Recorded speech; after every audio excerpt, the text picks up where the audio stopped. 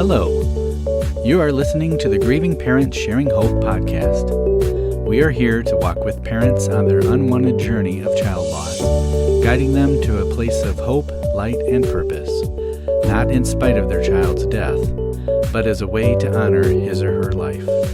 And now, here is your host, author, speaker, and bereaved parent, Diehl.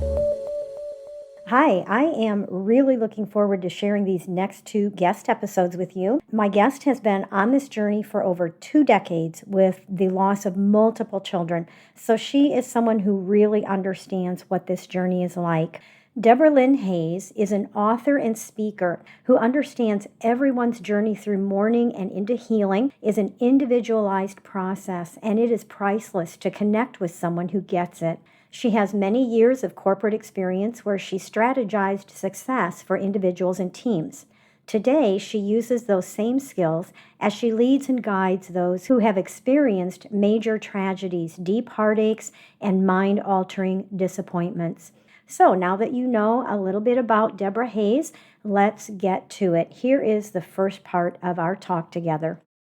Well, welcome, Debra. We ran in the same circle for a few years with the Igniting Souls Tribe, which is where we met. And I have read your book, Rise, and the subtitle is What to Do When Hell Won't Back Off. And for some reason, it has taken me a while to invite you on the podcast. And I'm just going to chalk it up to God's timing because I just got really excited about being able to talk to you about a couple of topics. So thank you for coming on with me today. Well, thank you so much for having me. I love what you're doing because I know that you've been through tragedy as well. And when you can let God use that to help other people, that just says so much. Well, thank you for this opportunity to do that. Yes, you're welcome. Now, you have been on this journey for a long time. So I thought you would be a good one to bring on to talk about what we don't like to think about, which is being here without their children for who knows how many years. But I realized as I was getting ready for this interview, you had so much loss in your life that we really needed to start with the topic of how to deal with life when things keep piling up on us after the loss of our child, or in your case, after the loss of multiple children, because you have lost 4 children. So, Debra, who are these 4 children? So the first child was in 1990, and that was the worst mistake of my life. That was an abortion. I was kind of abandoned, I guess was a good word. Abandonment, just quick fear caused me to make the worst decision of my life. I held that in for many, many years. And part of this, I just want to put in, part of this was being in the church world and just the condemnation that would have come your way, right? Oh, I mean, exactly. As far as you just said, holding it in for years. Right.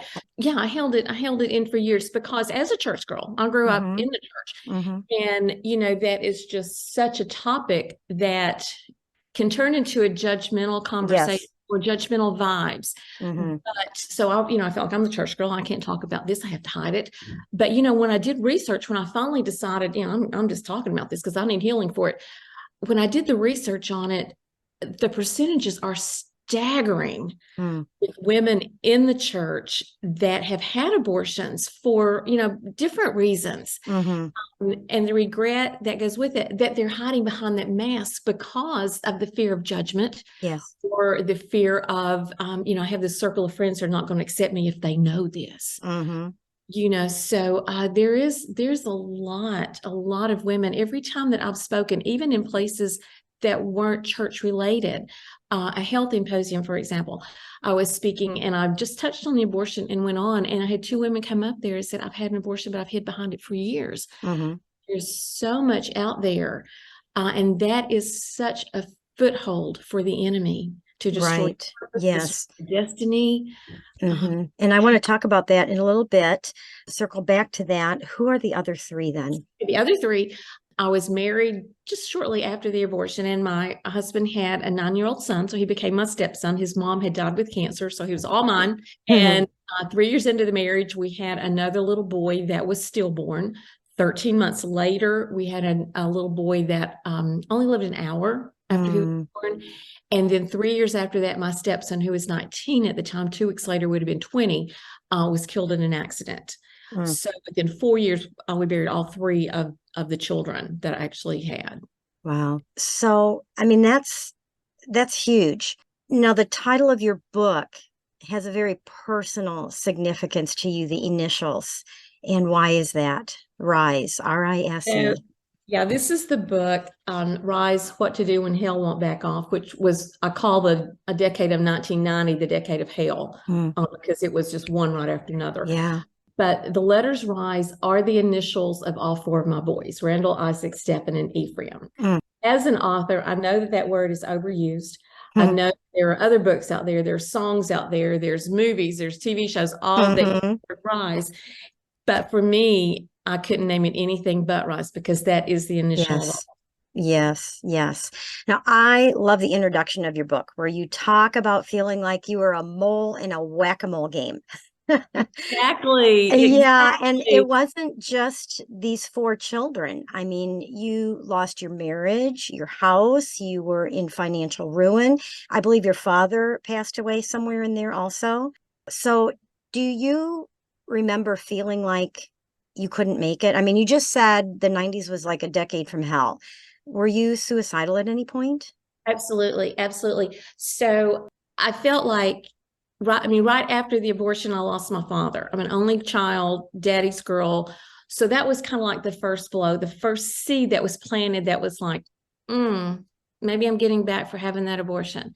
Then the other three children, by the time that I had lost the third one, I was thoroughly convinced that God was mad at me for the abortion, and he was punishing me by not letting me have the other children here on earth.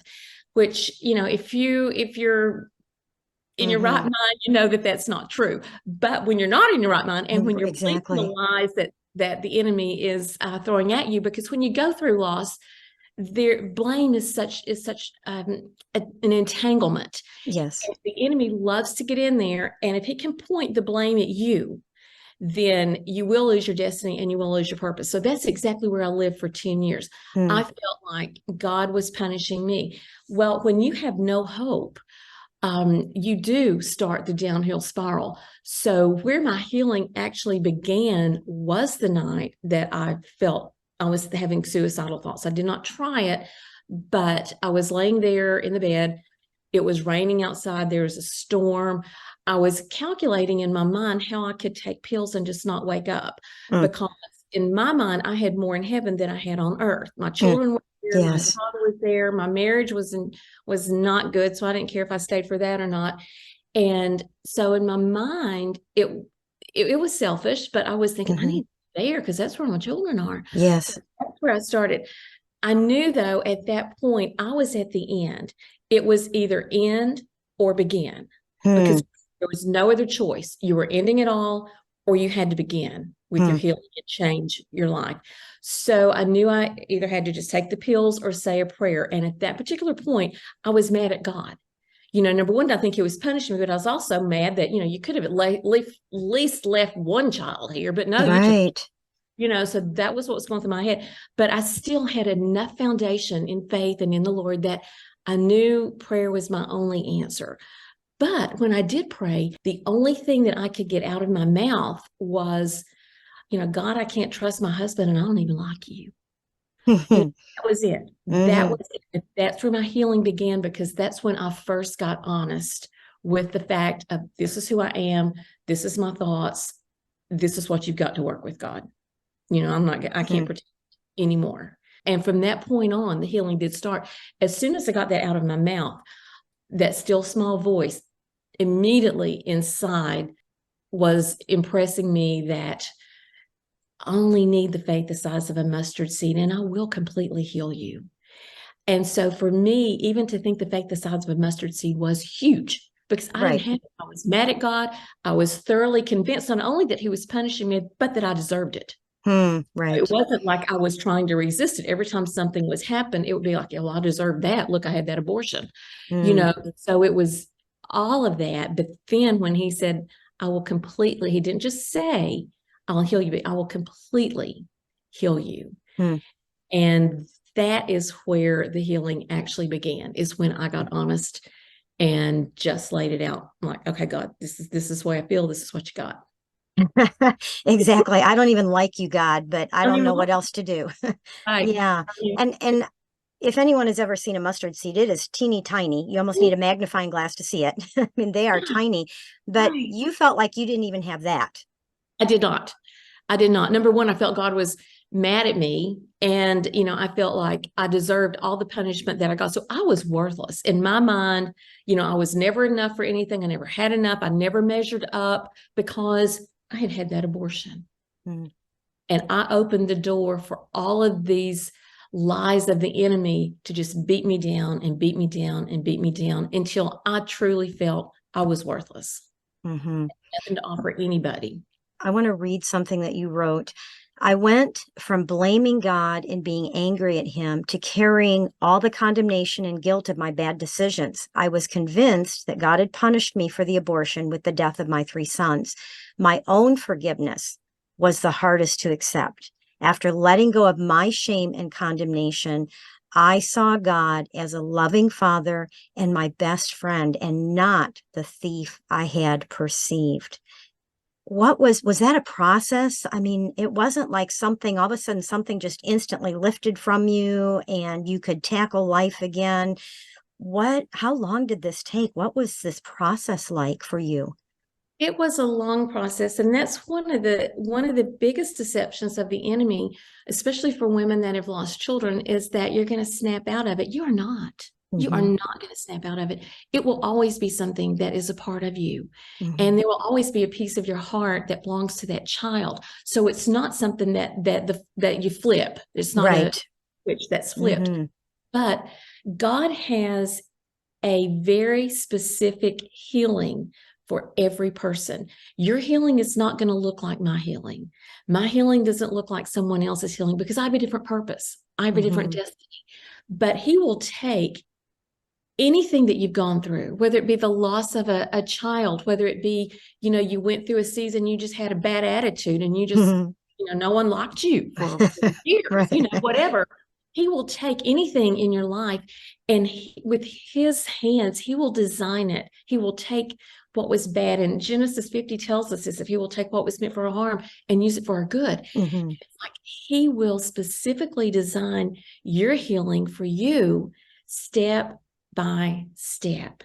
And then, as you are intentional and you keep the motivation going and the momentum going with letting him heal you, you'll start seeing differences in yourself.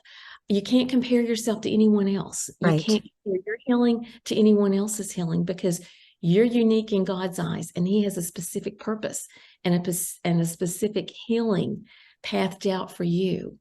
And I think it's important that we understand that God didn't like kill our child or even allow our child to die because that's the way we could fulfill this purpose he had for us.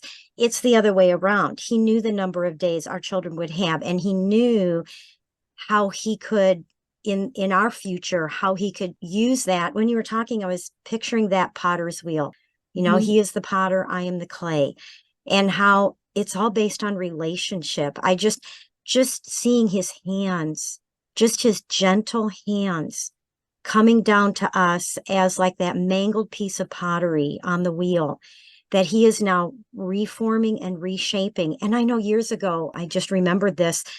I was crying, and all of a sudden I saw in my mind, some people call it a vision or whatever, but I saw Jesus and the pottery was on the wheel, and his own tears was what was wetting that pottery to shape it.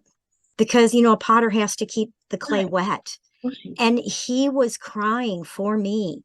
And his tears for me is what was reshaping me Mhm. on that wheel. That is beautiful. So it's all based on relationship, isn't it? I mean, even if our relationship is, I'm mad at you, I don't like you, but here I am. Mhm. That's all he needs. One of the things that you said is really one of my pet peeves. I get so passionate about it where, people will say, well, God let this happen so that this could For happen. a reason, right? Yeah, well, Everything happens for a reason. that's God will work it all out horrible. for good. that he will work it Oh, out for you, but he didn't, he not, did not say, okay, I'm going to take your child. No, it's no. like we live on a cursed ball of dirt. We Yes, Earth is exactly, a cursed ball of dirt. exactly. And it's like tragedy comes to everyone. It's not measured by whether you're good, whether you're bad, Hmm. what God can do with you, what he can't do with you. We live on a cursed ball of dirt. And as Christians, how we respond to tragedy is our legacy and is our destiny. It's Oh, not that's that it good. happened or didn't happen. It's not that God made it happen. He did not make it happen. Right. But he has you in his hand when it does happen. And it Yes. doesn't have to destroy you. One of my favorite verses is John 10:10. And it's like the thief comes to steal, kill, and destroy. But Jesus came that we could have life and we could have it abundantly. Abundantly is a huge word. And that's Yes. defined. Your abundance is different than my abundance. It has nothing to do with money. But your abundance in joy and life is different than my joy in life. But God never said, I came that you can have abundant life, provided nothing bad happens to you, because I can't work with that. Right. Right. No, he did not give exceptions in that. Hmm. He came that we can have abundant life. And that abundant life means that, yes, we're always going to miss our children because we're human. We have emotions. That was a part of our heart that was ripped out. And it was a Yes. hard season to go through. But in Second Corinthians, it's like everything we go through is to help someone else. We Hmm. can use what we've been through because there's going to be other people behind us going And through once this. again, that's not why it happened. It's not why it happened. It's a result we can allow. We have a choice. That's part of that abundance, really. Yeah. Because We when have, you can begin to give back to somebody else after you've been through something traumatic and tragedy like this, there's life in it. There's right. abundance in it. And there were people in front of me. And that's one of the reasons that I wrote the book, is because after my 19-year-old was died, I was living in Ohio. My hometown is in Tennessee. My first grade teacher was a good friend of the family, but she ran into my mom and asked her how I was. The mom told her and everything. She bought me a book and mailed it to me of a woman that had written the book, and she had lost 2 children. Now, that particular book did not completely change my whole perspective at that point, but it was a place of connection. Hmm. It was a place that I could say, oh, she gets it. This lady that's writing this book understands what I'm going Hmm. through. That's the way God will heal you. It will be little things all Yes, the time. little seeds of hope Mhm. that he will nourish and that we need to nourish. Right, right. Yeah, yeah. And they come from all directions. It's like if we seek, we will find. If Hmm. you truly want to move out of the pain and move past the pain, and you're truly, asking God, what next? How are you going to heal me? What do I Hmm. need to do? He'll answer. He'll Yeah. answer. It won't. And it may not be right away. I mean, it could be a week, 2 weeks, a month. And it's like, why are you taking so long, God? And I think it's because the work is so deep. He is doing it, but it's so deep we don't recognize it for a Right. while. And don't compare it with anyone else's, because Exactly. my my biggest healing in the initial shock stage was I bought a motorcycle. Oh my goodness. Because it was like the pastor at our church said, do something. Because when I was in the pity party, I was the Mm. star of the party. It was all about me. And I had lost the children, and everyone should just come in and, just sob with me. And, I have a friend that she wrote a book called There's a Party in the Pit and You're Invited. yeah, exactly, exactly. Uh-huh. And so he came over and he told me, he's like, you need to learn to do something that you've never done before, because what it's going to do is going to challenge your mind to learn something new. And it's going to start to project you towards something instead of focused on the pain. So, and I'm sure he was probably thinking, crafts or something, but Learn to knit. I woke up and said, I want a motorcycle. I'd never ridden one in my life. But learning to ride that motorcycle, taking the safety classes, learning to do all the things, I'm claustrophobic, had to learn to ride, wear that helmet. That truly was one of my steps, because I started something new. I started challenging my thoughts to, Yeah. to embrace something new. Yeah. And so, and let's tell everybody to go buy a motorcycle. You'll no, if you don't have a passion for it, don't touch it. But it will be Right. it will be something Hmm. that's inside you that you need to move toward. Now, I have a quick question. Why a motorcycle? Did your stepson, was he into motorcycles? Was that okay? So because a lot of times we think it's going to be something that has to do with our child. It's something that's going to carry on their legacy. It's going to no, it's something totally unrelated.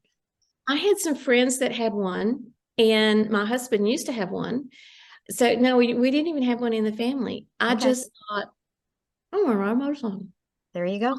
Motorcycle. I got a very safe one. I didn't go crazy. I got one. It was an BMW R65 it's very balanced. Okay. Fortunately, I had people in my life that were like, okay, we're going to make sure you get the right bike. They understood the fit. They understood balance. They understood Anyone that knows me knows I have to have something very low to the ground. right. I had a 250cc scooter for a while that I had to have a motorcycle license for. And Exactly. yes, Yeah. yeah. Hmm. So, yeah, just if you start something new, be wise, surround yourself, ask questions, to make the Yeah. right choices. But that can be such a practical part of your healing. Healing is Mm. not always deep emotional digging. Sometimes Yes, it's yes. just learn to do something new, you know? Yes, yeah. Oh, I'm so glad you shared that. So I think this is a good chance to turn the corner a little bit and go ahead and talk about the topic that I was originally thinking of, and that's about living out day-to-day life for the long haul. As you just heard, next week I will share our talk about what this journey is like for us years down the road. You may feel like that sounds really discouraging, but you will want to hear what Debra has to share with us. This is the last week of July, which means it's the last week of National Bereaved Parents Month. If you would like a way to honor your child before the month is out, or anytime really, may I suggest something that I haven't talked about in a while?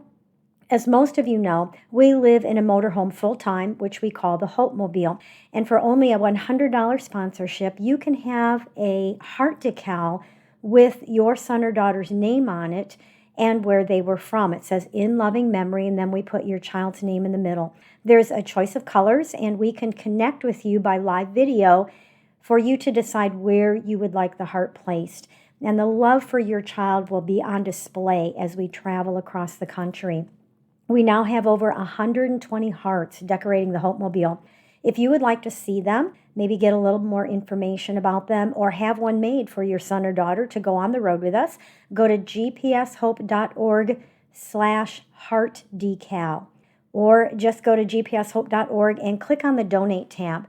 Since our house only gets 6 miles to the gallon, your $100 sponsorship for an In Loving Memory heart keeps us on the road to be able to continue traveling, bringing light and hope to bereaved parents around the nation. And I'll also put a link to this in the show notes. Also, I am very happy and excited to say that the audiobook for When Tragedy Strikes, Rebuilding Your Life with Hope and Healing is now available. Not should be, but it is. Yay, woohoo! So if you have been waiting for it, especially to get in on the special promo, you can do that now. If you haven't heard about the promotion, when you purchase the audio book of When Tragedy Strikes, you can get a coupon code that will allow you to purchase all 3 of the Rebuilding Your Life guidance courses that are based on this book for the price of only 2. So it's only going to be $60 for all 3 of the courses. Now, since I've been talking about it for a while now, and it was supposed to be available the beginning of July, and we're now at the end of July, I'm not going to share more about either of those here because I've been talking about it for a while. But I'm just going to give you a link to find out more if you haven't heard much about it or you want to find out more. You can go to gpshope.org/WTS course, stands for When Tragedy Strikes. And there you can find out more about the book itself and about the 3 different guidance courses. Also, like I said, since we were only going to run this through July, we're going to run it through the end of August because it just took so much longer for the book to become available than we expected. So to get in on this special, after purchasing the audiobook from your favorite book supplier, go to gpshope.org/WTS promo and submit the needed information, and we'll send you the code to put in. when you purchase the course bundle, and it will give you the discount of getting the third course for free. And I'll put a link in the show notes for these things as well. Let's go ahead and get to our birthday segment today. Oscar Lopez was born on July 23rd and is forever 23. Caden Josephine Turner was born on July 26th and is forever 18. Jordan Spears Hodson was born on July 26th and is forever 32. Claire Rebecca was born on July 27th and is forever 5 years old. Daniel Kravitz was born on July 28th and is forever 32. Easton Holden was born on July 28th and is forever 5 years old. Joseph Ray was born on July 28th and is forever 26. Dane Sturm was born on July 29th and is forever 21. As always, we celebrate the day these children came into the world. It will always be a special day and worth celebrating. If you would like to have your son or daughter's birthday announced to the listeners the week of his or her birthday, all you have to do is go to gpshope.org/birthdays. Submit the needed information, including the pronunciation of your child's name, first or last, if it ever gets slaughtered, because I want to make sure I say it correctly here for you. And Dave will send you a reminder email the week of the birthday announcement so that you can be sure to listen in. It may not feel like it, but God is waiting to run to you. No matter where you are on this journey or how long it's been, the first step is to get real with God. Your relationship with Jesus is the foundation of your healing. It's where it all starts. And how He does that will look different for each one of us. I want to remind you that there is no condemnation in Christ Jesus. Just like He told the woman the people brought to Him to be killed by stoning her to death because she'd been caught in the act of adultery, He told her, I don't condemn you. We're familiar with John 3:16 that tells us God gave us His Son as a sacrifice for us. And that's a crazy thought at how much God loves us. And Jesus also said He gave His life willingly. But a Father willing to sacrifice His Son in death so that you and I could have our children alive together forever, no longer under the curse of this world, I mean, that's crazy to me. But so often we forget about the next verse, John 3:17, and it says Jesus Himself said He did not come into the world to condemn us, but to save us, to give us an eternal salvation, no longer under the curse of the law, not just when we die and go on, but here while we're on earth. So we are in a covenant of eternal life that starts now with no condemnation from God whatsoever. And this means that He is not punishing you for anything in your past. If that were the case, the torture and the death that Jesus experienced here as one of us was worthless. He took all of your sin. He took all of the punishment you deserved. He became cursed so that you could live free and forgiven in your soul and in your spirit. We are still living in a cursed world, but our children are not. I hope you join me next week for the rest of my chat with Debra Hayes. And in the meantime, remember to hold on. Pain eases. There is hope.